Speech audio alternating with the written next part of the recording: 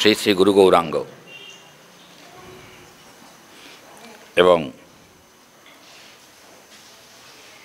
শ্রী শ্রী রাধা মাধবজির অশেষ করুণায়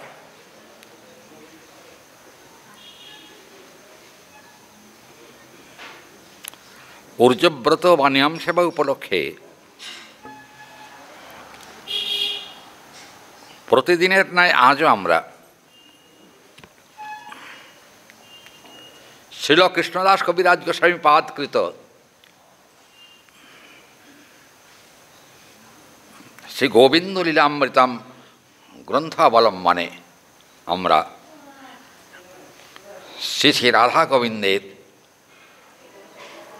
অমল যশগাথা শ্রবণ সৌভাগ্য লাভ করেছি।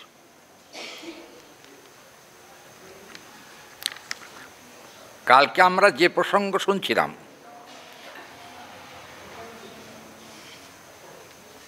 সে প্রসঙ্গটি হল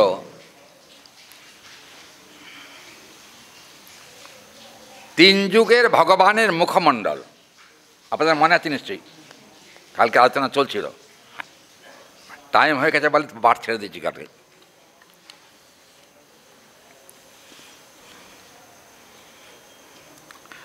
তিন যুগের যে ভগবান, তার মানে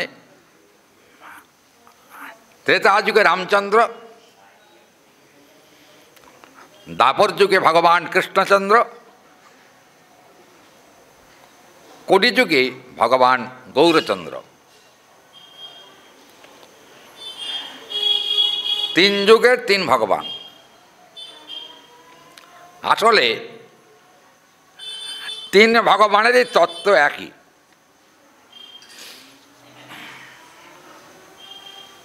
কিন্তু মুখমণ্ডলের তারতম্য আছে। কি তারতম্য?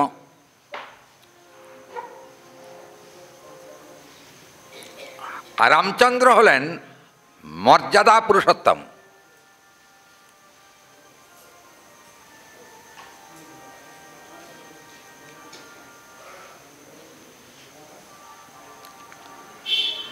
মর্যাদা পুরুষোত্তম কি? ভগবান রামচন্দ্র তিনি কিন্তু যার যেখানে যেমন মর্যাদা তেমন মর্যাদা রক্ষা করেছেন। এমনকি সীতা দেবীকেও তিনি কখনো অমর্যাদা করেননি। বাল্মীকি রামায়ণে দেখবেন সংসারে এক জায়গায় থাকতে গেলে খুঁটিনাটি কিছু হয়, হয়তো পূর্ণিমাশায় হয় না, কিন্তু রামচন্দ্রের সঙ্গে সীতা দেবীর কখনো খুঁটিনাটি হয় নাই। কৃত্তিবাসী রামায়ণে কোনো কোনো জায়গাতে এর ব্যতিক্রম দেখা যায়। আমার অপরাধ নেবেন না, কৃত্তিবাসী রামায়ণ কিন্তু আসলে বাল্মীকি রামায়ণের অনুসারে নয়। কারণ কৃত্তিবাসে তেল কাপাসে, কথা বোঝা গেল? উনি গঙ্গার তীরে প্রত্যেক দিন তেল মাখতেন, তেল মেখে গঙ্গা স্নান করতেন। কৃত্তিবাসের জীবনীতে আছে। এখন তেলটা নিতেন কি করে? কাপাস তুলো আছে না, ওই বাটিতে তেল থাকতো, ওই তেলে মানে তুলোটাকে ডুবিয়ে বাটিতে এরকম করে ধরে এরকম টিপে দিতেন, তেল ওপরটা হাতে, সেই তেল মাথায় দিতেন। উনি কিন্তু তেল মাখতে ভালোবাসতেন। আর যখন এই মানে কি বলবো, যখন আর কি ওই তুলোটা টিপতেন, তেলের তুলো, তখন কখনো অল্প করে টিপতেন, কখনো জোর করে টিপতেন। জোর করে টিপতেন তো কী হলো জানেন?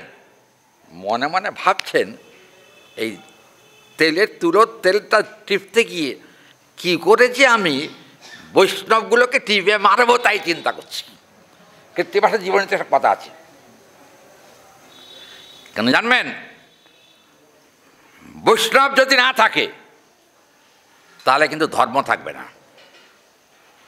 বৈষ্ণব যদি না থাকে তাহলে কৃষ্ণও থাকবেন না, কারণ রামচন্দ্রও থাকবেন না যদি বৈষ্ণব না থাকেন। আর রামায়ণ লিখলেই হবে না, আর রামায়ণের যে অন্তর্নিহিত তত্ত্ব, সেই তত্ত্বগুলোর উপলব্ধি থাকা চাই। কৃত্তিবাস রামায়ণে, কৃত্তিবাসী রামায়ণে কোনো কোনো জায়গাতে সিদ্ধান্ত বিরোধ কথাও বলেছেন, কিন্তু বাল্মীকি রামায়ণে কোনো সিদ্ধান্ত বিরোধ কোনো কথা নাই। আর একটা কথা, কৃত্তিবাস বাংলায় পদ্যছন্দে রামায়ণ লিখেছেন, আর বাল্মীকি তিনি কিন্তু সংস্কৃতে রামায়ণ রচনা করেছেন, সংস্কৃত। দেখুন, বাল্মীকি রামায়ণে এক সময়ে সীতাদেবী রামচন্দ্রের মুখমণ্ডল দর্শন করছিলেন, আমার যেটা মূল আলোচ্য বিষয়, এটা বাল্মীকি রামায়ণে আছে। আর রামচন্দ্রের মুখমণ্ডল দর্শন করতে করতে অবলক নেত্রে রামচন্দ্রের দিকে তাকিয়েছিলেন। আচ্ছা, রামচন্দ্রের গায়ের বর্ণ কেমন? হ্যাঁ, না না, দুর্বাদল বললে হবে না, নবদুর্বাদল শ্যাম। তার মানে প্রথম যে ঘাসটা বেরোচ্ছে দুর্বা, তার বর্ণ যেমন রামচন্দ্রের অঙ্গের বর্ণ ঠিক তেমনি। সীতা ঠাকুরানী রামচন্দ্রের অঙ্গের বর্ণের দিকে তাকিয়েছেন আর মনে মনে ভাবছেন যে এমন বর্ণ কি কখনো মানুষের হয়? কি বলেন? দুর্বার মতো কালোও নয়, ফর্সাও নয়, তাহলে কি? নবদুর্বাদল, ওইটা হলো রামচন্দ্রের অঙ্গের বর্ণ। সীতাদেবী মনে মনে ভাবছেন। এখন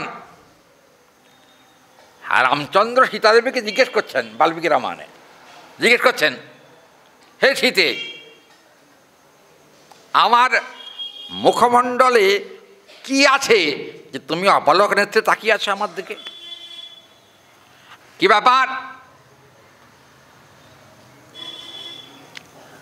সীতাদেবী বললেন, হে দেব, মানে স্বামীকে দেবতা বলছেন, হে দেব, আপনার কাছে আমার একটা কথা। মানে কি? পুরুষ তো অনেকই দেখা যায়, কিন্তু আপনার মতো গায়ের রং আর আপনার মতো সুন্দর মুখমণ্ডল এই কিন্তু আমি আজ পর্যন্ত কোনো পুরুষের দেখি নাই। সেই জন্য মুখমণ্ডলের দিকে তাকিয়ে আছি আর নিজেকে বড় ভাগ্যবতী বলে মনে হচ্ছে, কারণ পুরুষ তো অনেকই আছে, কিন্তু আপনার মতো এমন মুখমণ্ডল সুন্দর এই কিন্তু এর পূর্বে আমি কখনো কোনো পুরুষের মুখমণ্ডলে দেখি নাই। রামচন্দ্র একটু স্ত্রীর কথা শুনে লজ্জিত হলেন, সীতাদেবীর কথা শুনে লজ্জিত, থাক থাক থাক থাক হয়েছে, না হয়েছে নয়, যে কথা বলছি আরও 10 জন রামভক্তকে জিজ্ঞেস করে দেখো যে আমার কথাটা সত্য কি না। তুলসীদাসজি রামচরিত মানস গ্রন্থে তিনি কিন্তু রামচন্দ্রের কথা বলেছেন এবং তার মুখমণ্ডলের কথা বলেছেন। কীরকম? রামচন্দ্রের মুখমণ্ডলের বর্ণ কেমন? ঠিক জানো, নীল পদ্মের মতো, নীল পদ্ম। দেখবেন মুখমণ্ডল হলো, ভগবানের মুখমণ্ডল কিন্তু পদ্মতুল্যই। এই জন্য মুখমণ্ডল কি শাস্ত্রে কিন্তু বলা হয়েছে মুখ কমল, কমল মানে পদ্ম। অতএব ভগবানের শ্রীমুখমণ্ডলটা হলো পদ্মের মতো।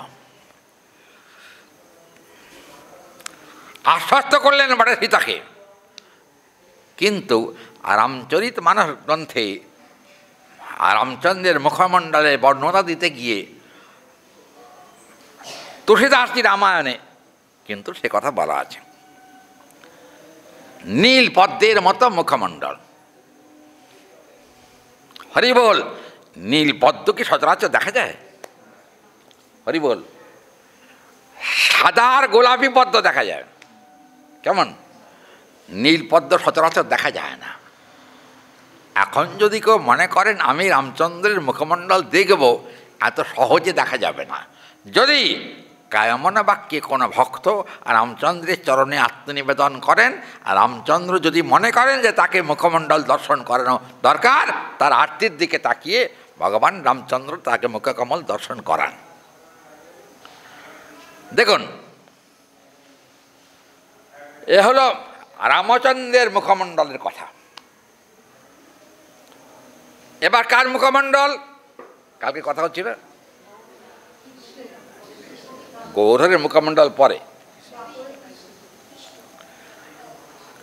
দাপর যুগে তবে একটা কথা বলে ফেলি।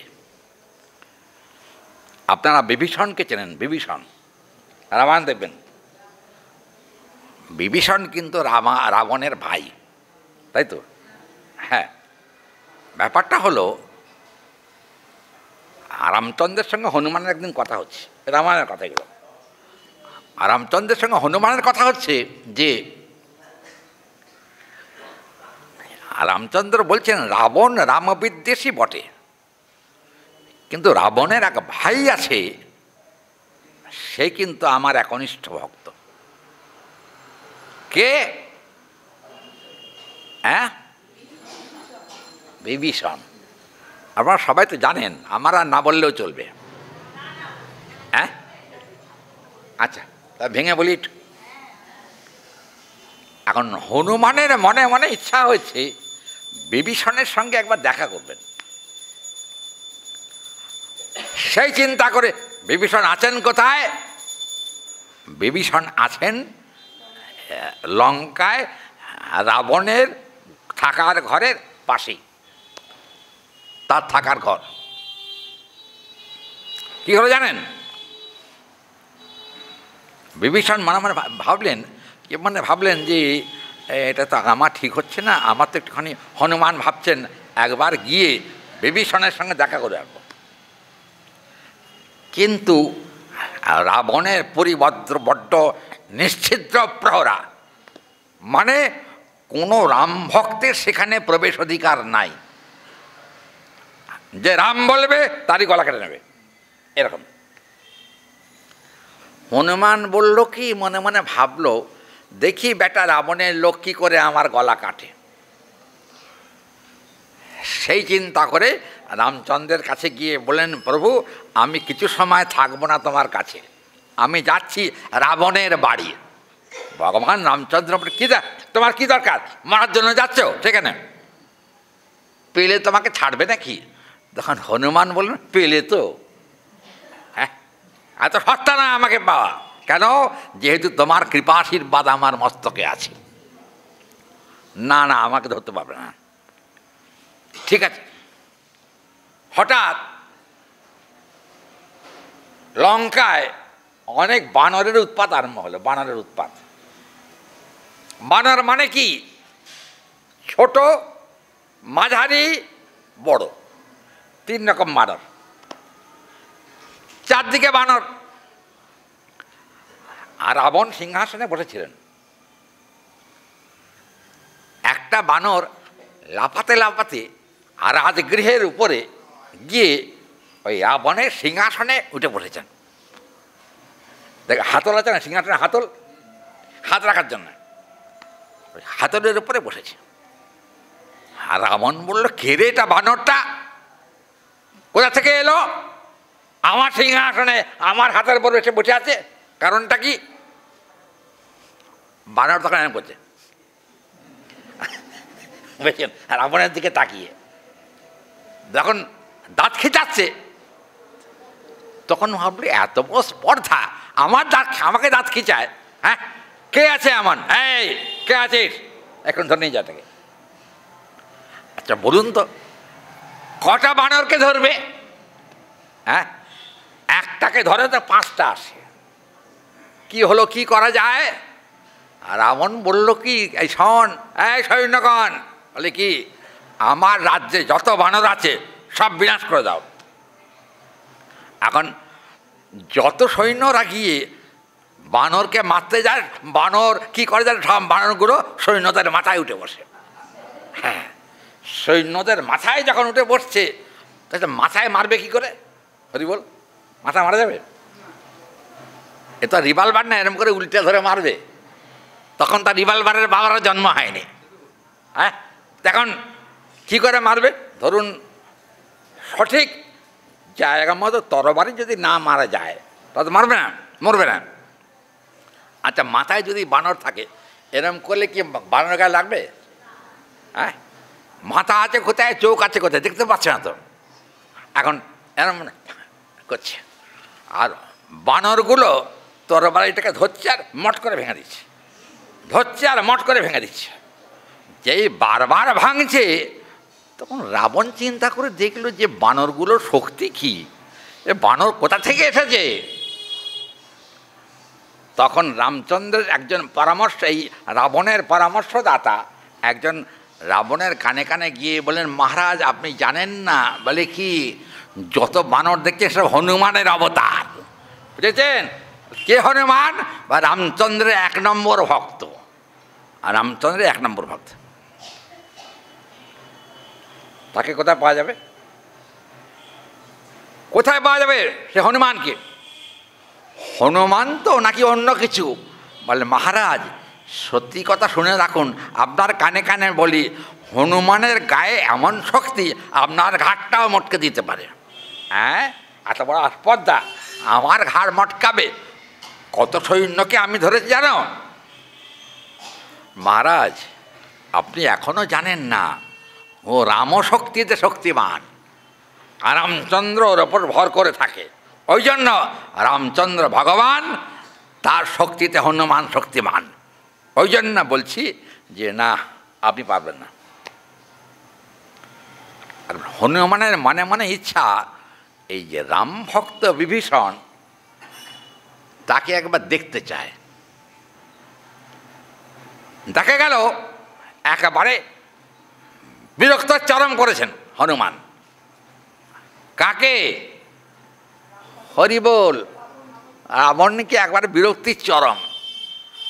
আর একটা কথা বলবো, হাসির কথা। রাবণ 4-5জন চেরি, চেরি বোঝেন? চেরি বোঝেন না? রামায়ণে চেরির কথা আছে। চেরি মানে বোঝেন? চেরি হলো তার সাগরেত, কতগুলো মেয়ে ছেলে। ওই চেরিরা রাবণকে খেতে দিয়েছে, আর রাবণের স্ত্রী বসে আছে, বসে দিচ্ছে খেতে। হঠাৎ একটা বানরের বাচ্চা সেই ঝপাং করে পড়ে খাবার পাতের মধ্যে পেচ্ছাপ করে দিয়ে চলে গেছে। কি হলো তার? খাওয়াটাই একবার শেষ। দেখুন, কৃষ্ণ ভক্তের বা রাম ভক্তের বিরোধিতা করা একটা সহজ ব্যাপার নয়। ভগবান তা কখনো বরদাস্ত করেন না। এখন কি হলো? আচ্ছা, রাবণের খাওয়াটাই বন্ধ হয়ে গেল। আবার একটা নতুন থালা এলো। নতুন থালা আসার পরে বানরের বাচ্চার দিকে নজর দিয়েছে সবাই, বানর যেন ঢুকতে না পারে। আর কী করছে জানেন? এটা কি কয়, রাবণ এরম করে বসে আছে, বাঁ হাঁটুতে হাত দিয়ে এরম বসে আছে।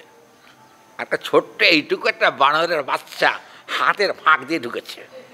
হাতের ফাঁক দিয়ে ঢুকে ওই খাবারের থালার মধ্যে একবারে থুতু ফেলে দিয়ে চলেছে। কি ব্যাপার? এ হলো কি করে? তোরা কোথায় ছিলিস? বলে আপনার বগলের তলা দিয়ে ঢুকে গেল, আপনি টের পেলেন না। বলে বাবারে কি উৎপাতে পড়লাম, হ্যাঁ, আমার খাওয়া দাওয়া পর্যন্ত বন্ধ করে দিল। কি সর্বনাশ! কার শক্তি হলো এত বড়? তখন রাবণের যারা পরামর্শদাতা, তারা কানের কাছে গিয়ে বললেন, মহারাজ সবই হলো রামের চর, বুঝেছেন? আচ্ছা, বানর কোনোদিন মানুষের চর হয়? হ্যাঁ, বানর মানুষের চর হয়? হয় না। বানরের চর হয়, মানুষের চর হয় না। কি করা যায়? ধরবো কি করে বানরটাকে? বলেন মহারাজ বানর ধরার ক্ষমতা আমারও নাই, আর দুঃখের কথা কি বলবো, আপনার সে বানর ধরার ক্ষমতা নাই। বলে কেন? রামচন্দ্রের শক্তিতে তিনি শক্তিমান।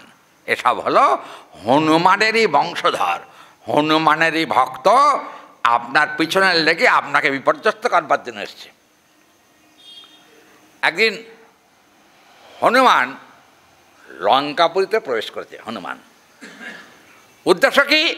উদ্দেশ্য হলো বিভীষণকে খুঁজে বের করা। রাবণের পুরীর মধ্যেই কিন্তু বিভীষণ থাকেন।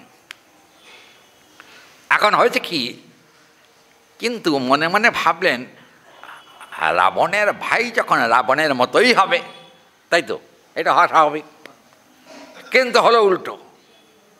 হঠাৎ রাবণের পুরীতে খুঁজতে খুঁজতে ওই দাঁড়ি যারা, তাদের কাছে জিজ্ঞেস করে দিলেন যে মহারাজ রাবণের এই ভ্রাতা যিনি, আচ্ছা তার থাকার ঘরটা কোথায়? আঙুল দিয়ে দেখিয়ে দিন, ওইখানে যাও, ওইখানে গিয়ে দেখবে তার থাকবার ঘর আছে। আর তুমি দেখলেই টের পেয়ে যাবে যে রাবণ আর হরি বল কে কি কয়, কি কথা কয় না কেন এরা? বিভীষণ। আমারও ভুল হয়ে যাচ্ছে, আপনাদেরও ভুল হয়ে যাচ্ছে। হরি বল বিভীষণ, জোর করবো না, আমি কানে কম শুনি। আচ্ছা শুনুন, এখন হলো কি, হনুমান খুঁজতে খুঁজতে খুঁজতে খুঁজতে হঠাৎ দেখে একটা তুলসী মঞ্চ আছে একটা ঘরের সামনে। তুলসী মঞ্চ, তুলসী মঞ্চ দেখে হনুমান একটা প্রণাম করলেন তুলসীকে। আপনারা তুলসীর প্রণাম মন্ত্র জানেন তো? কি মন্ত্রটা?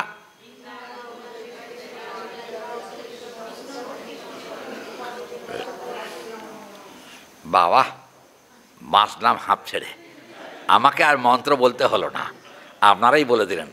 যাই হোক, কী করে জানেন? হ্যাঁ, আমি ভালো করে বলে, আমি তো বাবা তোমাদের মতো অত ভালো সংস্কৃত জানি না, কইতে পারবো না। আচ্ছা শোনো, এবার কি হলো, তুলসীর স্থান দেখে গিয়ে প্রণাম করলেন। কে?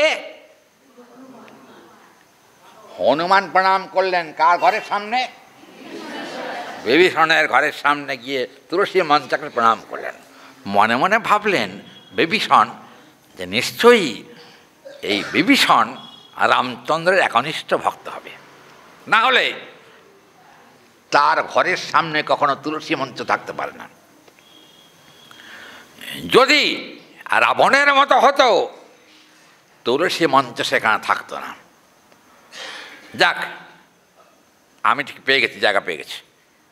কী হলো জানেন? তুলসীকে প্রণাম করে ওই যে ঘরটা ছিল তুলসী মঞ্চের পাশে, সেখানে গিয়ে দেখলেন দরজার সামনে লেখা আছে জয় শ্রীরাম, লেখা আছে দরজায়। তখন নিশ্চিন্ত হলেন, যাক একজন রাম ভক্ত পাওয়া গেছে এই এই এই এই শয়তানের ঘরের পাশে। হ্যাঁ, পাওয়া গেছে, বেশ ভালো, আনন্দ হলো। এই হনুমান কী করলেন জানেন? হনুমান গিয়ে, হনুমান তো ধরুন ওদের চারটে হাত, তো ওদের দুটো পা দুটো হাত, সামনে দুটো হাত আর পেছনে দুটো পা, কিন্তু হাঁটে যখন তখন কিন্তু দু পায়ে হাঁটা যায় না। ক পায়ে হাঁটে? চার পায়ে। হাঁটতে হাঁটতে বিভীষণের ঘরের কাছে গিয়ে কী করে জানেন? জয় জয় রাম জয় শ্রীরাম, রাম রাম রাম রাম, জয় রাম শ্রীরাম জয় জয় রাম, এরকম রামচন্দ্রের গুণগাথা গাইছেন। হঠাৎ বিভীষণ ঘরের ভেতর থেকে আস্তে আস্তে দরজাটা খুলে দেখে হনুমান হাততালি দিয়ে বসে বসে রাম নাম গাইছে। রাম নাম গাওয়া দেখে তখন বিভীষণ কী করলেন জানেন? হনুমানকে দরজা খুলেই হনুমানকে রাম নাম গাওয়া দেখে হনুমানকে একটা প্রণাম করলেন।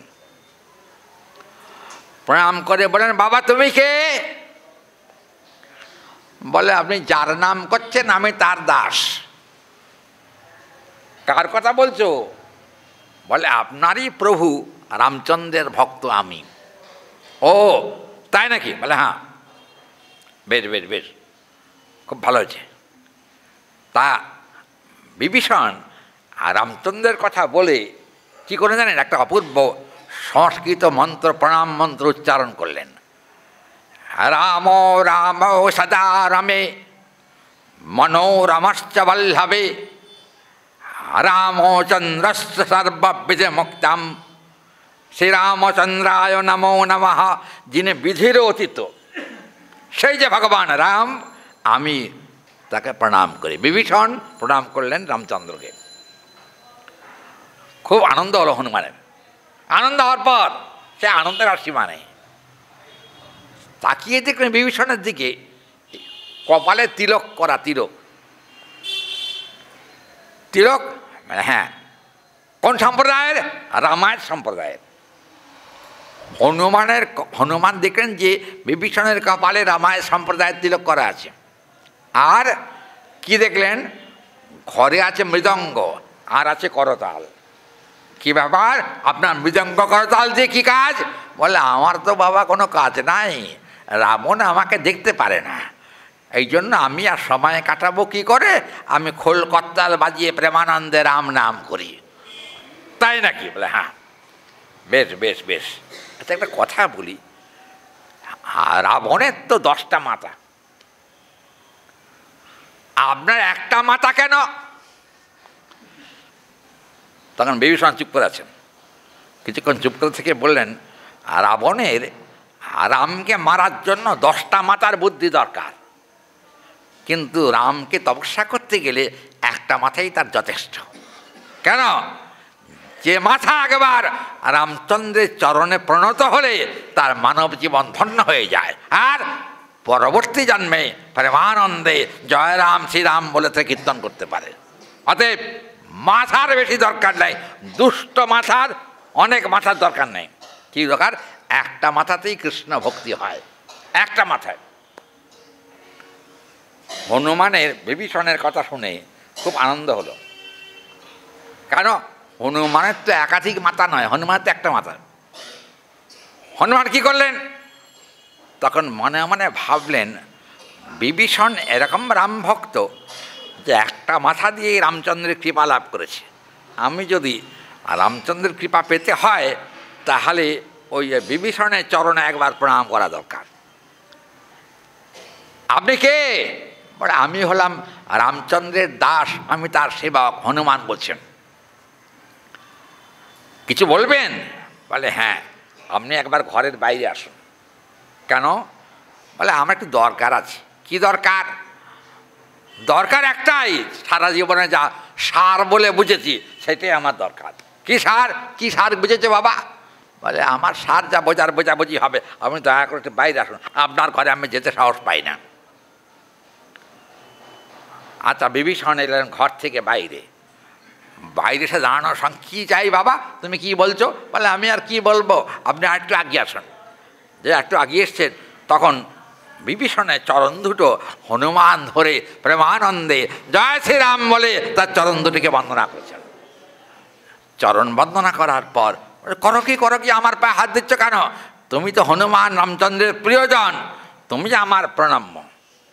বললেন না না না, আপনি এই রাবণপুরীতে থেকে যে রামচন্দ্রকে এত ভালোবাসেন, এটা কিন্তু আমাদের চিন্তার বাইরে ছিল। আমি প্রভুকে গিয়ে বলবো, আমি তার কাছে যা শুনেছি আপনি একনিষ্ঠ ভক্ত রামচন্দ্রের। আমি আপনার ব্যবহার, আপনার কথা এবং আপনার রাম নামের প্রভাব সবই কিন্তু আমি প্রভুর কাছে গিয়ে জানাবো। হরি বল। কিন্তু দেখলেন ওই বিভীষণের ঘরে, বললেন তুমি এক কাজ করো বাবা, একবার আমার সঙ্গে এসো। কোথায়? হনুমানকে বললেন তুমি আমার ঘরে একবার একটা জিনিস দেখে যাও। কি জিনিস? এসো না। ডেকে নিয়ে গেলেন ঘরে। ঘরে গিয়ে দেখে একটা বিরাট তৈলচিত্র, তৈলচিত্র পর্যন্ত হাতে রং দিয়ে আঁকা। কার ছবি? দেখেন প্রভু রামচন্দ্রের ছবি ঘরে। অপূর্ব তার মুখমণ্ডল। আমার মুখমণ্ডলের কথা বলতে গিয়ে এত কথা এলাম। অপূর্ব ছবিটার মুখমণ্ডল।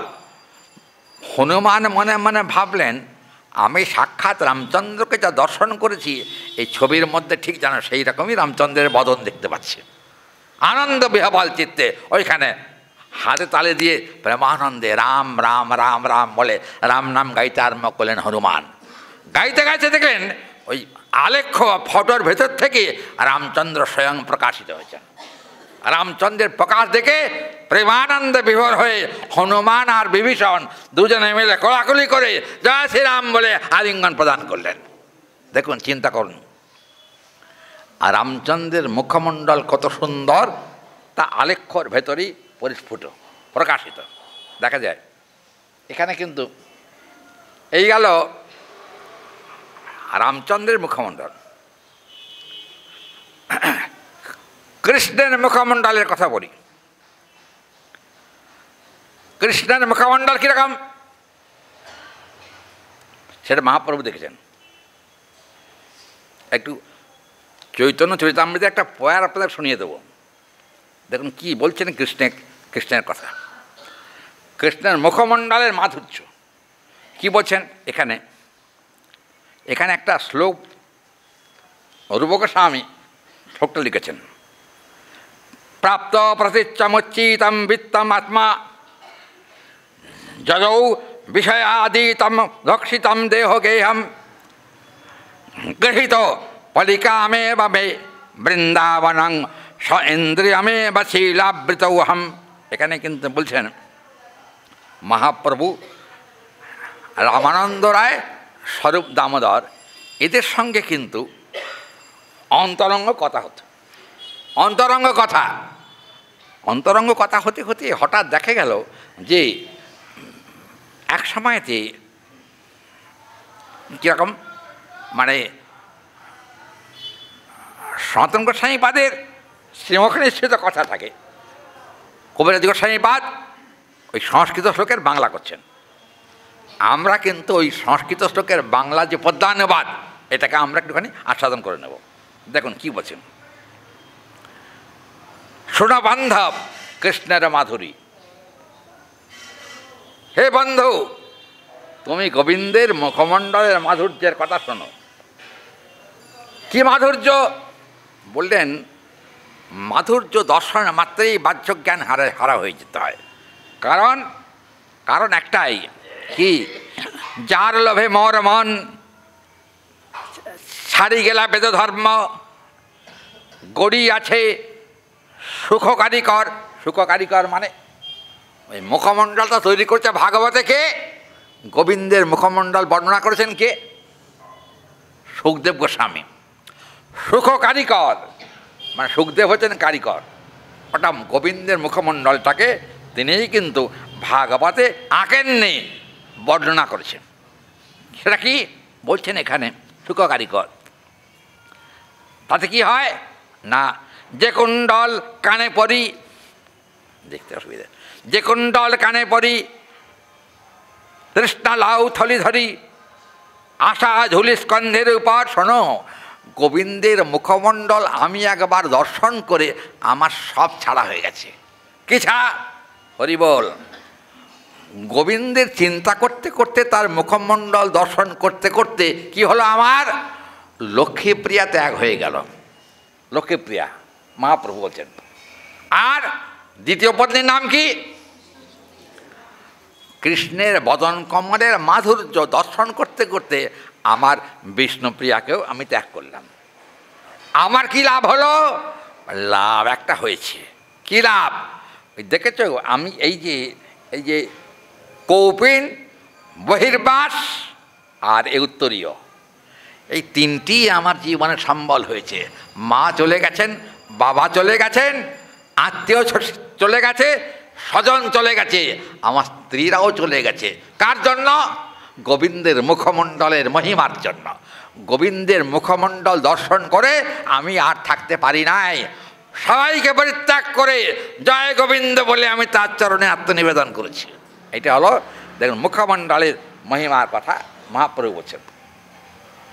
একটা মহাপ্রভু চৈতন্য চরিতামৃতে মহাপ্রভু লীলা দৃষ্টান্ত দেব। কী দৃষ্টান্ত? দৃষ্টান্তটা হলো, মহাপ্রভু এক সময় দক্ষিণ ভারতে গেছিলাম, দক্ষিণ ভারত। আচ্ছা, আজকেও কালী পূজা আছে নাকি? হ্যাঁ, আজকে বিসর্জন হয়নি এখনো? হে গোবিন্দ, প্রণাম মা কালী। আচ্ছা, হরি বল।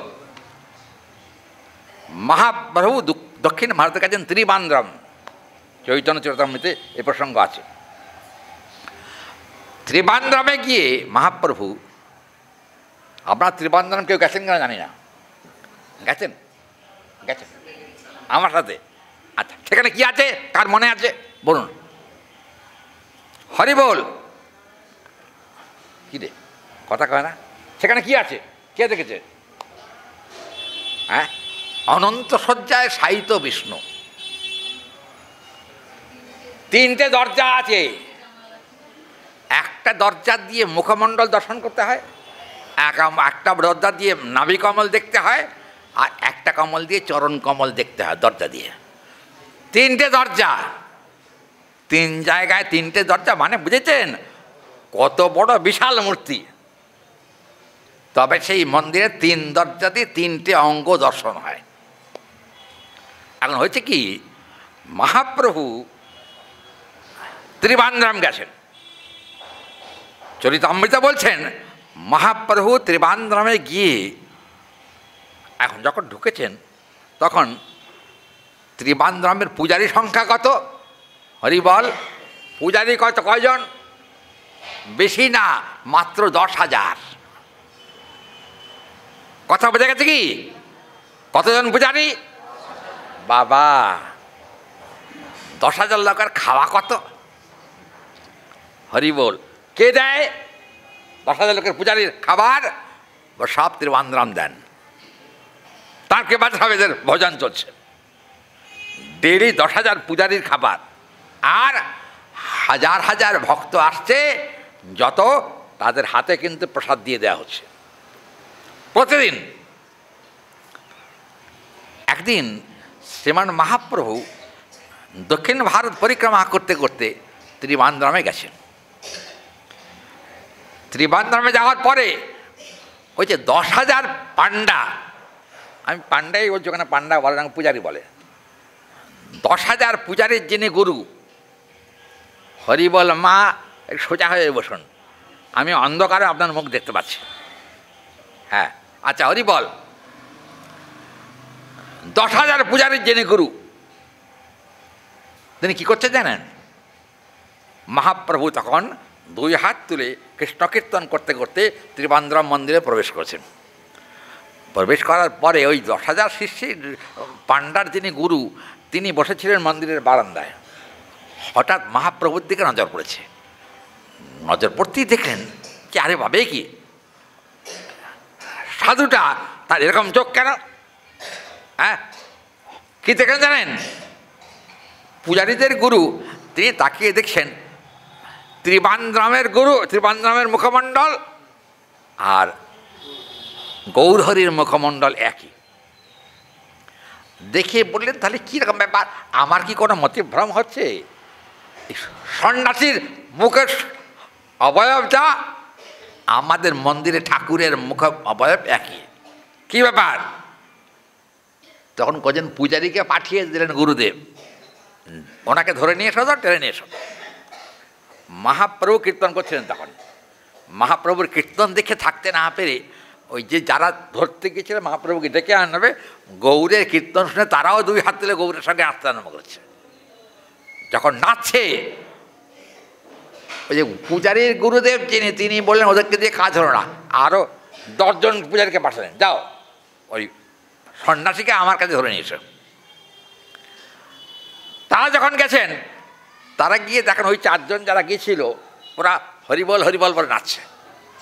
আর যেই মাত্র মহাপ্রভুর সামনে সে গেছে 10 জন পূজারী, যাওয়ার পরে হঠাৎ তাদের দশাও একই হলো।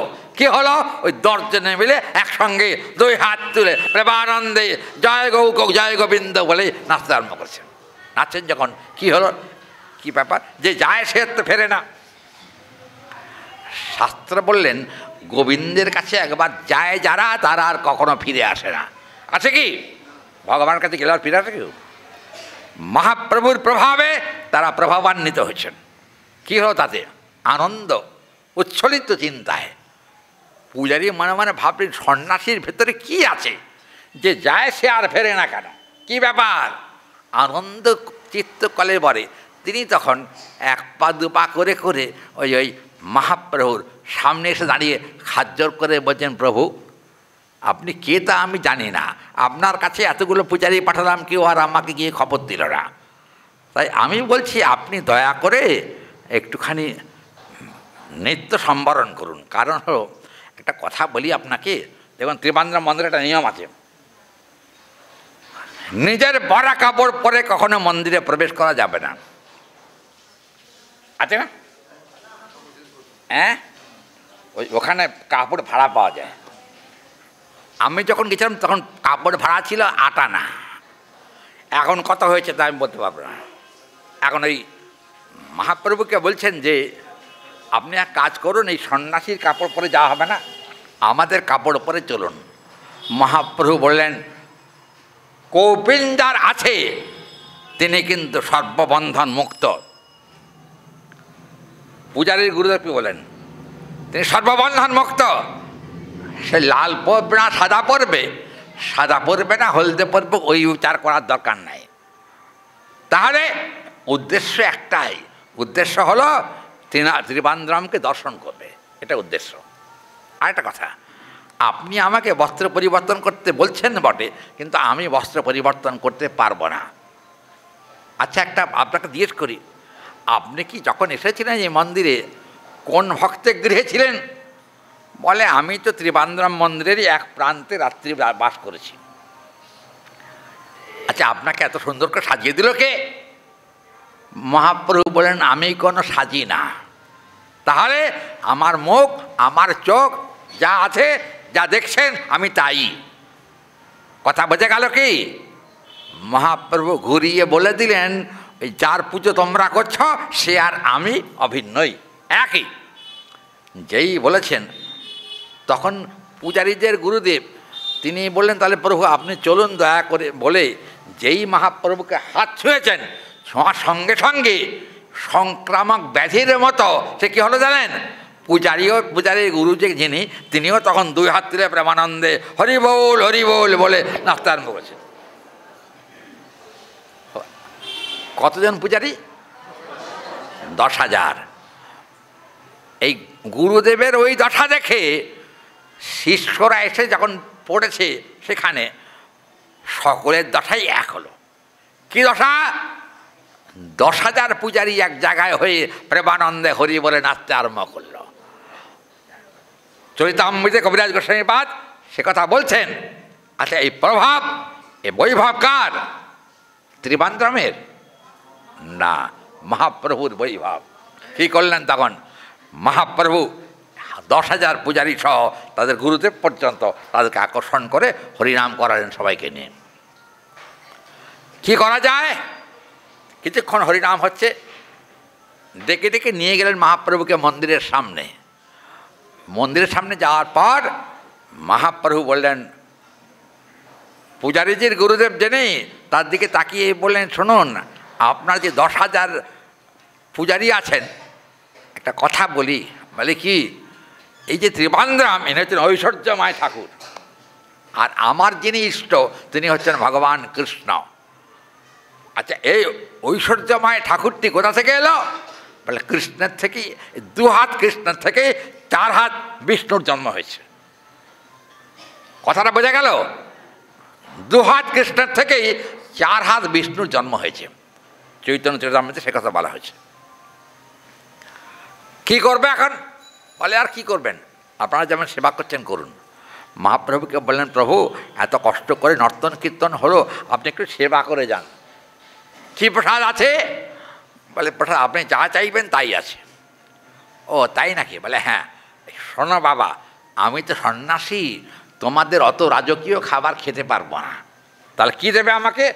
ভিক্ষার অন্ন আমি খুব ভালোবাসি, ভিক্ষার অন্ন। তখন পূজারীতে তিনি গুরুদেব তিনি বলেন, এখানে ভিখারি কেউ থাকে না মন্দিরে, এই রাজার ঠাকুর, ভিখারি কেউ নাই। মহাপ্রভু বলেন, তাহলে আর আমার খাওয়া হলো না। আমি আর এখানে খাবো না আজকে। তখন একজন পূজারী সে গিয়ে মহাপ্রভুর কাছে বললেন, প্রভু আপনি একটু এতক্ষণ কীর্তন করেছেন তো একটু বিশ্রাম করুন। সেই ফাঁকে আমি 2-3 দুয়ার থেকে ভিক্ষা করে আনছি, আপনি যদি দয়া করে গ্রহণ করেন তাহলে আমাদের জীবন ধন্য হয়। মহাপ্রভু বললেন, যদি ভিক্ষা করে আনতে পারো সেই অন্নই আমি গ্রহণ করব। কি করলেন তখন? ওই পূজারী ছুটতে ছুটতে 3-4 জন ব্রাহ্মণের গৃহের থেকে কি হলো জানেন? 1 বস্তা চাল ভিক্ষা হয়েছে, 1 বস্তা চাল। হরি বল। আচ্ছা, খাবেন কজন? মহাপ্রভু একা। 1 বস্তা চালের অন্ন রান্না হয়েছে, ভিক্ষার অন্ন। মহাপ্রভু বলেন, বাবা কি ব্যাপার? বলে, আমি বাবা এত চালের অন্ন খেতে পারবো না, এক কাজ করো। মানে কি? ওই আগে মন্দিরে ভোগ লাগাও, মন্দিরে ভোগ লাগিয়ে তার কিছুটা প্রসাদ আমাকে দাও। হরি বল। পূজারীর গুরুদেব তো অনেক উন্নত মার্গের ব্যক্তি। ওই 1 মণ চালের রান্না হয়ে তার তরিতরকারি সহ যখন ত্রিবান্দ্রমকে ভোগ দেওয়া হয়েছে, তখন দেখা গেল ত্রিবান্দ্রম এরকম করে আছেন, এরকম করে শুয়ে আছেন। দেখা গেল ওই নৈবেদ্য যে থালা, মানে অন্ন ভোগের যে থালা, সেই থালার থেকে হাত দিয়ে অন্ন তুলে ত্রিবান্দ্রম ভোজন করছেন। ভোজন করা দেখে 10,000 পূজারী সব এক জায়গায় হয়ে বললেন, আমরা এ যাবৎকাল পর্যন্ত মন্ত্র দিয়েই নিবেদন করেছি, কোনোদিন ত্রিবান্দ্রমের খাওয়া দেখি নাই।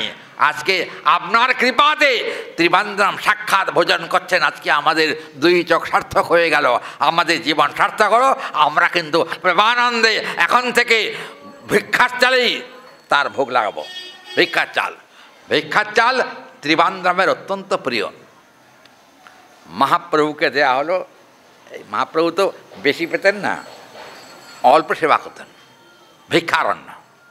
হরি বল। আচ্ছা, ভিক্ষে তো এক বাড়িতে করলেই হয়ে যায়। হরি বল, কথা ঠিক না? এক বাড়িতে ভিক্ষা করলে যদি হয়ে যায়, তাহলে আর 10 বাড়ি যাওয়ার কি দরকার? কিন্তু 10 বাড়ি যে গেলে কি হয় জানেন? যে বাড়ির থেকে গোবিন্দ সেবার জন্য ভিক্ষা চাওয়া হচ্ছে, ওই 10 বাড়িরই কিন্তু কল্যাণ করা হলো, মঙ্গল। এমনি তারা দেবে না, কিন্তু গোবিন্দ সেবার জন্য প্রার্থনা করলে কিছু না কিছু দিয়ে দেয় তারা। যার জন্য গৃহস্থের মঙ্গল কামনায় ওই 1 মণ চালের অন্ন হয়েছিল, ভগবানের ভোগ লেগেছিল। কি হলো? মহাপ্রভু 1 মুষ্টি অন্ন নিয়ে, 1 মুষ্টি 1 মুঠো অন্ন নিয়ে মহাপ্রভু পরমানন্দে যখন ভোজন করতে আরম্ভ করলেন, তখন সব ভক্তরা মিলে মহাপ্রভু সেবা দর্শন করে, ওই যে কোনোদিন তো ভগবানের সেবা দেখেন নাই, মন্ত্র দিয়ে নিবেদন করেছেন, আজকে সাক্ষাৎ ভগবানের সেবা দর্শন হলো সব পূজারীদের। আর পূজারীরা তখন প্রেমানন্দে গৌসুন্দরকে ঘিরে হরি বল বলে নর্তন করতে আরম্ভ করলেন। পুনরায় নাচতে নাচতে মহাপ্রভু বলেন, দেখো বাবা, আমার ভোজন হয়ে গেছে, আমাকে একটু হাত ধোয়া জল দাও। কথাটা খুব মনোযোগ করুন, হাত ধোয়া জল দাও। মহাপ্রভুকে হাত ধোয়া জল দিয়েছেন।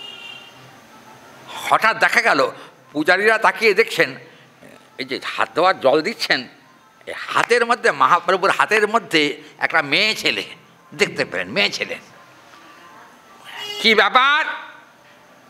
হাতের মধ্যে মেয়ে ছেলে এলো কি করে আপনার? তা তো আমি জানি না। তখন মহাপ্রভু বললেন, আপনি তোমরা জিজ্ঞেস করেন, বাবা তোমরা তো পূজারী, জিজ্ঞেস করো হাতে কে আছে। তখন হাতে জল দিচ্ছেন, আর মেয়ে ছেলেটাকে দেখি, মা তুমি কে? বলে, আমি হলাম সাক্ষাৎ গঙ্গা। গঙ্গা? হাত ধোয়ার জলের মধ্যে তুমি কেন? বলে, যার হাত ধোয়াচ্ছেন সেখান থেকেই আমার জন্ম হয়েছে। মানে হলো গোবিন্দের পদধৌত জল থেকেই আমি গঙ্গা, আমার জন্ম হয়েছে। অতএব তোমাদের চিন্তা নাই, আজকে গৌর দর্শনের ফলে সাক্ষাৎ ভগবানকেই তোমরা দর্শন পেলে, চিন্তার কোনো কারণ নাই। যে ভগবানকে পেতে গেলে যোগী, জ্ঞানী, ধ্যানী মনে 1000 বছর তপস্যা করে যাকে দর্শন পায় না, আজকে তোমাদের সৌভাগ্য, পরম দয়াল পতিত পাবন গৌরহরির দর্শনের প্রভাবে আজকে শ্রী ভগবানের সাক্ষাৎ দর্শন তোমাদের লাভ হলো। চিন্তা করুন কি হলো তাদের। কিন্তু একটা কথা, আমি যে কথা বলবার জন্য এখানে এলাম, মহাপ্রভুর মুখমণ্ডল দর্শন করে অনেক পূজারীরাই কিন্তু তার মুখমণ্ডলের মধ্যে গোবিন্দকে দর্শন পেয়েছেন। হরিবল, সোজা হয়ে বসে বাবা, ঝিমিয়ে পড়ে যাচ্ছে। আমার চোখটা এত খারাপ না, কি বলবো আর। আচ্ছা, মহাপ্রভুর মুখমণ্ডলের মধ্যে গোবিন্দের মুখমণ্ডল দর্শন হয়েছিল তার। চিন্তা করুন, কটা বাজে রে? ঠিক আছে, হরি বল। চিন্তা করুন, মুখমণ্ডল। আচ্ছা, রামচন্দ্রের মুখমণ্ডল আর কৃষ্ণের মুখমণ্ডল আর কার মুখমণ্ডল? মহাপ্রভুর মুখমণ্ডল। আমরা কালকে বলে রেখেছিলাম যে 3টি মুখমণ্ডলের কথা বলবো। মহাপ্রভুর মুখমণ্ডল কিন্তু সব থেকে বৈশিষ্ট্যপূর্ণ, কারণ কৃষ্ণ কালো, মহাপ্রভুর গায়ের রং কিন্তু কালো নয়। কার বর্ণ? রাধারানীর প্রণাম মন্ত্র কি?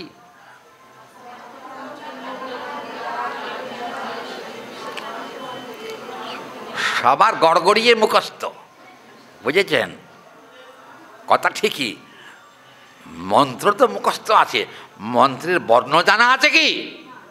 হরি বল। কিরকম গায়ের রং রাধারানীর? কাঁচা সোনার মতো নয়, তপ্ত কাঞ্চনা গৌরাঙ্গী। সোনাটাকে গলালে যে বর্ণ হয় সেই বর্ণই হলো কার? রাধারানীর বর্ণ। আর রাধারানীর বর্ণটাকেই গৌরহরি আজকে স্বীকার করেছেন। কে স্বীকার করেন? কৃষ্ণ। দেখবেন পদ্মপুরাণে আছে, অন্তঃকৃষ্ণ বহির্গৌরাঙ্গ দর্শিতাঙ্গাদি বৈভবম। দেখবেন অন্তরে যিনি কৃষ্ণ, বাইরে যিনি গৌরাঙ্গ। গৌরাঙ্গ মানে গৌরাঙ্গী, গৌরাঙ্গী মানে শ্রী রাধিকা। বাইরে ভিতরে কৃষ্ণ, বাইরে যিনি রাধিকা। কে তিনি? তিনি আর কেউ নন, তিনি একমাত্র শ্রী চৈতন্য মহাপ্রভুম। তিনি শ্রীমান মহাপ্রভু, অন্য কেউ নন।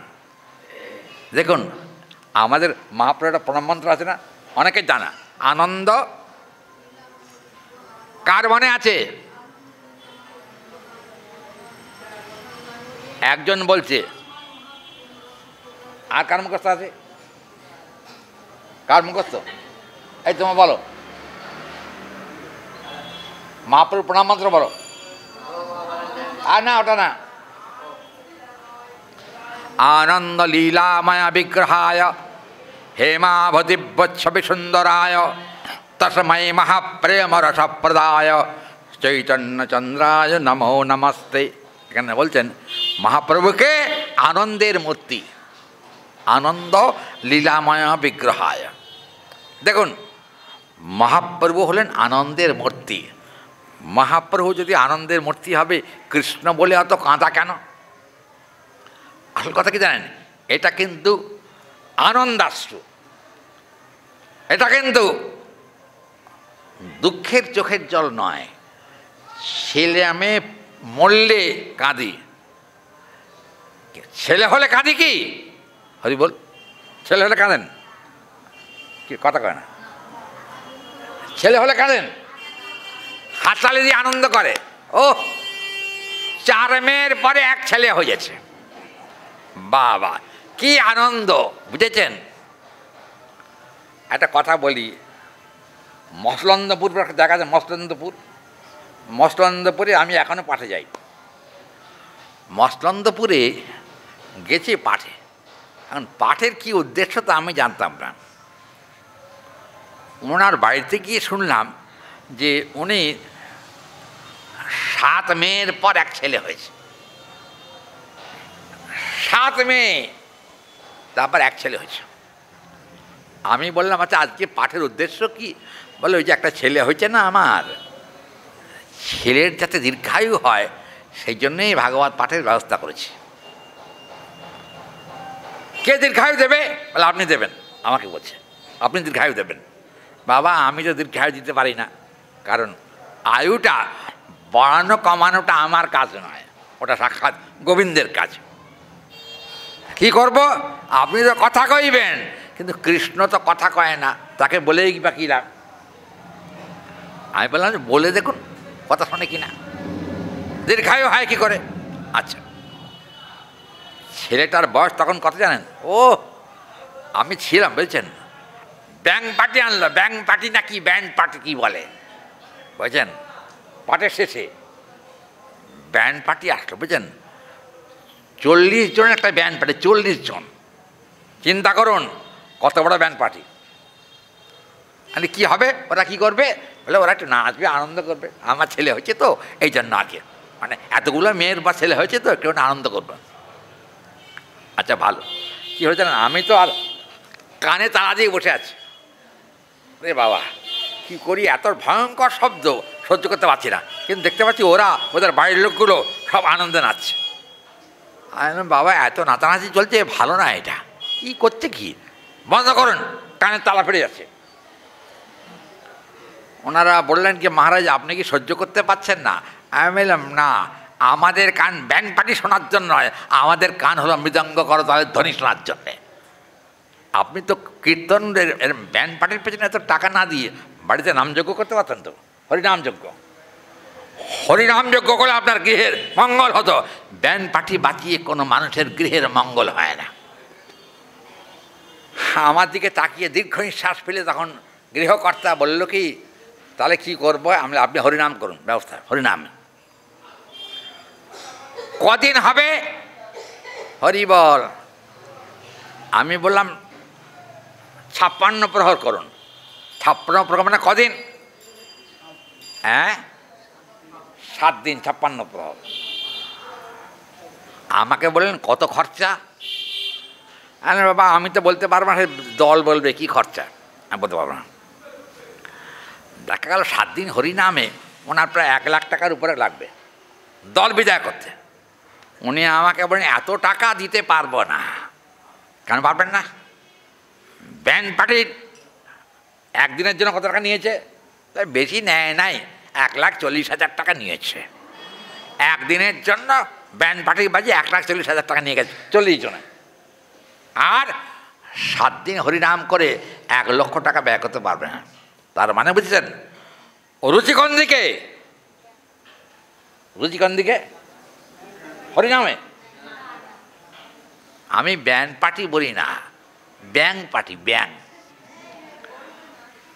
ব্যাং যেমন এই গ্যা গো ডাকে না, ব্যাং দেখবেন ব্যান্ড পার্টি বাজায় বটে, কিন্তু আমার কাছে মনে হয় ওটা কীরকম একটা শব্দ, ব্যাঙের মতোই বোধহয় মনে হয়।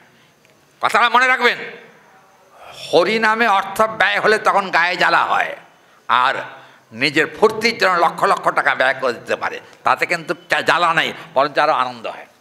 হ্যাঁ আমি বললাম যে আপনি এক কাজ করুন, হরিনাম যজ্ঞ দিন 7 দিন ধরে, আপনার ছেলে জন্ম হয়েছে এতদিন পরে উৎসব করুন। আমাকে বলেন ঠিক আছে 1 লক্ষ টাকা নাহলে দেবো। আচ্ছা আর কিছু খরচা আছে? আমি বাবা শুধু দল টাকা দিয়ে বিদায় করলে তো হবে না, দলগুলোর লোকগুলো খাবে কি, তার প্রসাদ দিতে হবে তো। মনে মনে আবার খাবার খরচা? হ্যাঁ খাবার খরচা দিতে হবে। আচ্ছা দেখুন 7 দিন হরিনাম হবে, তার খাওয়ার খরচা। মজার কথা দেখুন, এমন তারপর যেদিন নাম শেষ হয় সেদিন মাহান্ত বিদায় হয়ে গেলে মহোৎসব করতে হয়। তা আমাকে বললো মহোৎসব করবে, মানে হ্যাঁ কী কটা লোককে খাওয়াতে হবে? আমি 11 জনের বেশি খাওয়াতে পারবো না। আমাকে বললো 11 জন, হরি বল 11 জন খাওয়াবে মহোৎসবের দিন। আমি বললাম আপনার গ্রামের লোক সংখ্যা কত? মানে সে অনেক, অত লোককে আমি খাওয়াতে পারবো না বাবা, খাওয়াবার ক্ষমতা আমার নেই। আপনি এত টাকা আমাকে খরচা করে দিলেন, আমি খাওয়াবো কী করো অত লোককে? ওনার যে গিন্নি তিনি খুব ভক্তিমতী, তিনি এসে কি বললেন জানেন? তিনি বললেন কি যে একটা কথা বলি বাবা, ওরে কি 500 লোক খাওয়ালে হবে তো? আমি তো তা বলতে পারবো না, মহোৎসবে কতজন লোক আসবে কতজন খাবে তা আমার কথা বলবার নয়। আপনারা গ্রামের লোক, আপনারা সব কতজন হবে সেটা আপনারা বিবেচনা করে করুন। হরি বল। আমি মহোৎসবের দিন ছিলাম বুঝছেন, দেখা গেল খেতে খেতে খেতে খেতে হরি বল মাত্র 9,000 লোকে খাইয়েছে। আমি বললাম এত চাল ডাল এলো থেকে? বলে আমি জানি না, আমার বন্ধুরা পাঠিয়েছে। আমাকে না জানিয়ে চালের বস্তা গাড়ি করে পাঠিয়ে দিয়েছে। আর আমি শুধু তরকারিটা কিনেছি, মুদিখানার দোকানের মালও তারা পাঠিয়েছে। তা আপনার কে পাঠিয়েছে দেখুন না, কে আছে, কী হয়েছে, খোঁজ নিয়ে দেখুন কে কে দিয়েছে চালের বস্তা। উনি ফোন করে খোঁজ নিয়ে ওরা বলল কি, না আমরা তো কোনো চালের বস্তা পাঠাই নাই। কে পাঠালো? 9,000 লোকের চাল কে দিল খেতে? আমাকে জিজ্ঞেস করলো কে পাঠিয়েছে, বলতে আমি ঠিক বুঝতে পারছি না, আপনার বন্ধুরা পাঠিয়েছে বললেন। ভেবেছিলাম তো বন্ধুরাই দিয়েছে। বাট দেখুন, বন্ধু একজন, পরম বন্ধু আর একজন। পরম বন্ধুকে যত চাল এসেছে ভক্ত সেবার জন্য সব গোবিন্দই পাঠিয়ে দিয়েছেন, বুঝেছেন? চিন্তা করুন, কৃষ্ণ কি না পারেন, সব পারেন। ভগবানের পক্ষে সবই সম্ভব, অসম্ভব কিছু নয়। তা একটা জিনিস দেখা যায়, মহাপ্রভুর মুখমণ্ডল দেখে ত্রিবান্তম যে নারায়ণ ঠাকুর, তিনিও পর্যন্ত একেবারে আনন্দে বিহ্বল হয়ে পড়েছেন। চিন্তা করুন। আর 10,000 পূজারী একসঙ্গে গৌরের সঙ্গে নৃত্য করেছেন। কারণটা কি? মহাপ্রভুর মুখমণ্ডল দর্শন করে। দেখুন, কৃষ্ণের মুখমণ্ডল, রামের মুখমণ্ডল আর গৌরের মুখমণ্ডল, এই তিনজনের মুখমণ্ডল দেখে কিন্তু বিভাবিত হয়ে গেছেন সকলেই, বিশেষরূপে ভাবিত চিত্ত হয়েছেন বিশেষরূপে। আমরা প্রসঙ্গে এখন একটুখানি যাব, একটা দুটো শ্লোক যা হয় বলবো। এখন তো কটা বাজে? হরি বল, 7:20, বেশি সময় হয় নাই। আচ্ছা, গতকাল আমরা এই 99 নম্বর শ্লোক পর্যন্ত শুনছিলাম, মনে আছে? 99 নম্বর শ্লোক। আজকে আমরা 100 শ্লোক শুনছি। কীরকম দেখুন, এখানে বলা হচ্ছে, কে কথা কয়েছে পেছনে? হরি বল। কান্তং কোহরিতে কুন্তলম সৈ বাধয়ন্তি সহচরো দেব বিভ্রাংসম জাতানন্দ ভরাটবি কনককৃত সুখম আসিত শীতকালমতীব সম্মোহাত। এখানে কিন্তু 100 নম্বর শ্লোকে আমরা দেখতে পাচ্ছি যে প্রকৃতই দেখুন, কান্ত আর কান্তা। কান্তকে স্বামী, কান্তা হলো স্ত্রী। দেখুন, এই যে মানে গ্রন্থকর্তা বলছেন রাধারানী আর গোবিন্দ একজন কান্ত একজন কান্তা। তবে কি প্রাকৃত জগতের স্বামী স্ত্রী এরা নন, কান্ত আর কান্তা। তাহলে কে? এখানে বলছেন যে এই যে কান্তা সংসারকে, কান্তর কিন্তু আনন্দ হয়, এটা কিন্তু মূল শ্লোকের কথা। কি কথা কইছে না? হরিবল, ঘরে কথা কইবেন না, এখানে শোনা যাচ্ছে। আচ্ছা, কি বলো, কানটা মনে ছিপি দিয়ে রাখবে এখন থেকে। ছিপি বোঝেন? হ্যাঁ। আচ্ছা, একটা ব্যাপার শুনুন, কান্ত আর কান্তা, কান্ত সংসর্গজাত আনন্দ সমূহ মূর্ত হয়ে এখানে বলেন অপরীক্ষিত ভীষণ দেব ভাষিতম তৎ। এখানে কিন্তু মূল শ্লোকে সে কথা বলা হয়েছে যে কান্তের সংসর্গে কান্তা যেমন আনন্দিত হয়, সেই রকম রাধারানী আর গোবিন্দ দুজনে কিন্তু কি করলেন, যার যার বাড়ির দিকে যাত্রা করবেন, করছেন, চলছেন। কালকে আমরা শুনছিলাম। কিন্তু উদ্দেশ্য কি? উদ্দেশ্য হলো যে বাবা মার মাঝখানে গিয়ে শুয়ে পড়বেন। মনে আছে কালকের কথা? বাবা মায়ের মাঝখানে গিয়ে শুয়ে পড়বেন। কিন্তু কৃষ্ণ নন্দ মহারাজ এবং যশোদা দেবীর মাঝখানে গিয়ে একটুখানি কাঠ হয়ে শুয়ে পড়েছেন। মা বললেন, বাবা এখনো ঘুমাও নাই? কৃষ্ণ বললেন, না আমার ঘুম হয়নি, আজকে কি জানি হয়েছে, আমার খাদ্যের কোনো অসহযোগ হয়েছে বোধহয়। খাদ্য অসহযোগ বোঝেন? মা তুমি আমাকে অনেক গুরুপাক খাবার খাইয়েছ, এই জন্য রাত্রে আমার ঘুম হচ্ছে না। আচ্ছা বলুন তো, গুরুপাক খাদ্য খেলে পেটের অবস্থা কী হয়? হ্যাঁ, হজম হয় না তো? মা আজকে কিন্তু আমার খাদ্য হজম হচ্ছে না, ওই জন্য মা কিছু, যদি তোমার কাছে কিছু ঔষধ থাকে তা আমাকে দাও। এখনকার সময়কার ডাক্তার তো নয় তখন, কি বলেন? কত বছর আগের কথা? হরি বল, 5000-এর বেশি বৎসর আগের ঘটনা। তখন ডাক্তার কোথায়? তখন ছিল কবিরাজ। এত রাত্রে কবিরাজের কাছে যাব কি করে? আচ্ছা তোর যদি বদহজম হয়ে থাকে তুই আমাকে আগের থেকে বলিস নাই কেন? কৃষ্ণ মনে মনে ভাবলেন কি, বদহজম তোমাদের খাদ্য হয় নাই, কে খাইয়েছে? মনে মনে বললেন, মুখে কইলেন না। বিশ্বভানু রাজনন্দিনী শ্রীমতী রাধারানী অনেক বেশি করে ক্ষীর খাইয়ে দিয়েছে। ক্ষীর, আচ্ছা বলুন না, ক্ষীর হজম হয় কি সকলের সবসময়? কিন্তু একটা কথা বলি, ব্যাধিটা জীবের জন্য, কর্মফল বসে ব্যাধি হয়, ভগবানের কখনো ব্যাধি হয় না। আচ্ছা তাহলে এটা কি হয়েছে? পেটের মধ্যে গড়গড় করছে কেন, কি ব্যাপার? ওটা হলো গোবিন্দের লীলা মাত্র, কৌশল। কারণ মায়ের কাছে সত্যি কথা বললে তো আর আস্ত রাখবে না, যশোদা লাঠি দিয়ে পিটাবে আমাকে। কি করা যায়? ওই জন্য বললেন যে তোমরা তো আমাকে ক্ষীর খাইয়েছ, এই জন্য আমার এরম হয়েছে, বদহজম হয়েছে। ওই জন্য এক কাজ করো, এই কবিরাজ ডেকে আনো, ডেকে এনে আমাকে দেখো। কিন্তু রাজরাজের ব্যাপার, নন্দরাজা, কবিরাজ তার বাড়িতেই ছিল। হরি বল, বাড়িতেই কবিরাজ। কবিরাজের ডাক পড়ল, ডাক পড়ার পরে কবিরাজ এলেন, এসে কৃষ্ণকে দেখলেন, পেটে হাত দিলেন, টিপে দেখলেন, যশোদার দিকে তাকিয়ে বলেন, কই এনার তো বদহজম কিছু হয় নাই। তাহলে বদহজম হয় না, কিন্তু হজমও তো হয় নাই। বলেন কেন হজম হয় নাই? কি রাধারানী সংসর্গটা কিন্তু হজম হয় নাই। আনন্দ, কি আনন্দ! যতক্ষণ রাধারানী তাঁর সেবা করেছেন ততক্ষণ কিন্তু প্রেমানন্দে বিভোর হয়েছিলেন গোবিন্দ। ওই জন্য খাদ্যের কোনো অসহযোগ নাই।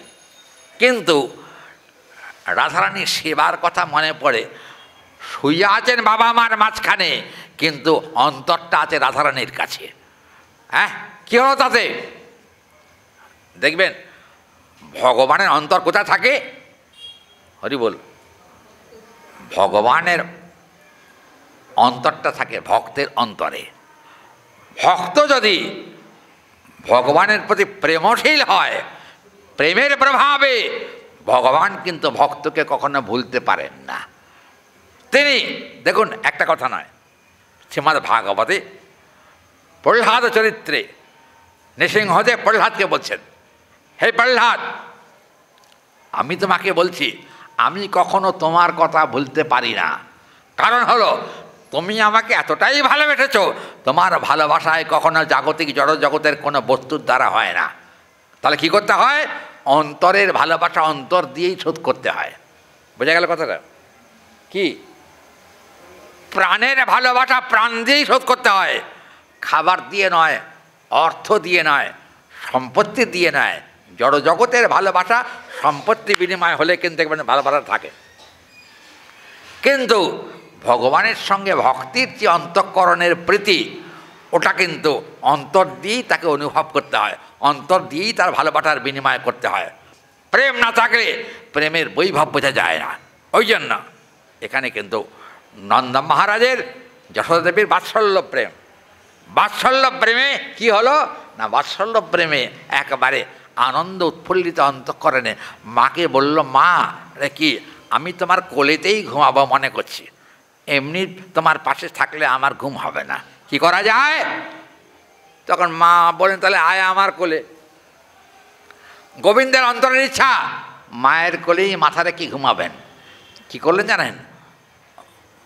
মাকে জড়িয়ে ধরলেন গোপাল, জড়িয়ে ধরে মাও তখন গোপালকে বুকে জড়িয়ে ধরে অল্প সময়ের মধ্যেই দেখলেন শ্বাস পড়ছে ঘন ঘন। কি ব্যাপার? কিসের শ্বাস? গাঢ় নিদ্রার শ্বাস। গাঢ় নিদ্রা গেছেন গোপাল, কিন্তু গোপালকে তো কোল ছাড়া করতে পারছেন না। আর সকাল হয়ে আসছে, কোল ছাড়া না করলেও তো হবে না, সংসারে তো অনেক কাজ আছে, সেগুলো তো দেখতে হবে। কী করলেন তখন? গোপালকে আস্তে আস্তে কোল থেকে নামিয়ে খুব সন্তর্পণে, মানে গোপালের ঘুম যাতে না ভাঙে, আস্তে আস্তে কোল থেকে নামিয়ে তখন কিন্তু আনন্দ উৎফুল্লিত চিত্তে গোপালকে চুম্বন দিয়েছেন। গোপালকে চুম্বন দেওয়ার পর চুম্বনের জন্য গোপালের কিন্তু নিদ্রাভঙ্গ হয়ে গেছে। নিদ্রাভঙ্গ হওয়ার পর বাবা তুমি ঘুমাও। আচ্ছা, এই যে গোপাল কী করলেন? গোপালকে তখন ওঠবার জন্যে মা তখন এখানে কি একটা কথা বলে ঘুম পাড়ায় মায়েরা, হ্যাঁ?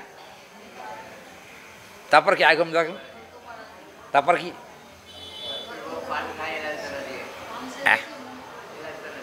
বাবা এলাচ দানা দিয়ে আয় ঘুম, যে আয় ঘুম দত্তপাড়া দিয়ে, দত্তদের বউ পান্টে যেতে এলাচ দানা দিয়ে।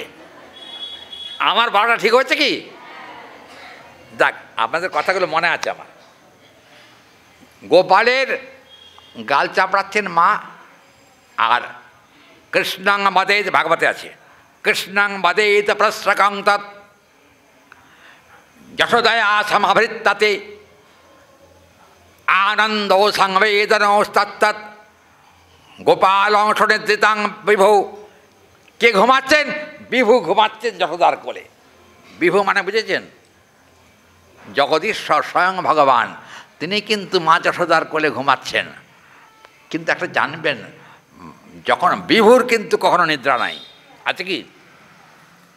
বিভুর কোনোদিন ঘুম হয় না, কারণ ভগবান ঘুমিয়ে পড়লে বিশ্বের সবাই ঘুমিয়ে পড়বে। ওই জন্য ভগবানের এক নাম চিরজাগ্রত পুরুষ, ওই জন্য তিনি ঘুমান না। কী করেন এখন? লীলাতে ভক্তের মনের বাসনা পূরণ করার জন্য গোপাল কিন্তু একেবারে দীর্ঘ নিঃশ্বাস ফেলে ফেলে ঘুমাচ্ছেন। কিন্তু গোপাল যখন জেগে গেলেন, মা উঠবার সময় হাত থাপড়েছে এখানে, থাপড়ে দিতে আবার গোপাল ঘুমিয়ে পড়লেন মায়ের হাত থাপড়ানি খেলে। ঘুমিয়ে পড়ার পরে আস্তে আস্তে মা যশোদা উঠে বললেন, মা যশোদা উঠে একেবারে ঘরের কাজকর্মের জন্য গেছেন। ইতিমধ্যে গোপাল কাঁদতে আরম্ভ করেছে। কী হলো? বলে আমার খিদে পেয়েছে, তুমি আমাকে রাত্রিবেলা কিছু খেতে দাও নাই কেন? আমি খাবো। রাত্রে কোথায় খেয়েছিস? কোথায় খেয়েছিস রাত্রে? কোথায় আর খাবো? মনে মনে ভাবলেন খেয়েছি তো বটেই, মিথ্যা কথা বলছি নাকি? খেয়েছি, তবে সে কথা মুখে বলতে পারবে না, মনে মনে বলছি শোনা মা, আরে কি এতখানি ক্ষীর খেয়েছে? হ্যাঁ, মা যশোদা মানে সত্যিই তো আমি খেতে দেয়নি কৃষ্ণকে, এখন খেতে দেওয়ার দরকার।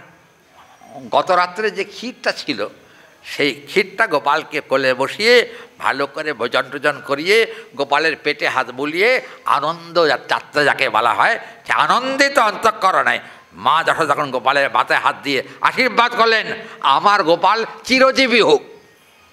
হরি বল। কি বলেন? এই আশীর্বাদটা কিন্তু বাবা মারা ছেলেদের করেন, মেয়েদের করেন, করেন না? আপনারা করেন তো? চিরজীবী হোক, চির কি কয়? হ্যাঁ, তুমি বলছো হরি ভক্তি দাও, নিচ্ছে কজন তার ঠিক নাই। কথাটা হলো, শোনেন, কৃপা হতে আশীর্বাদ হতে পারে, কিন্তু আশীর্বাদ গ্রহণ করার একটা পাত্র দরকার। পাত্রতারটা তো আমাদের অভাব, ওই জন্য। কিন্তু বৈষ্ণবের যদি আশীর্বাদ হয়, বৈষ্ণবের আশীর্বাদ হলে কিন্তু সেই আশীর্বাদ কার্যকরী হতে পারে। অন্য আশীর্বাদে সবসময় কার্য।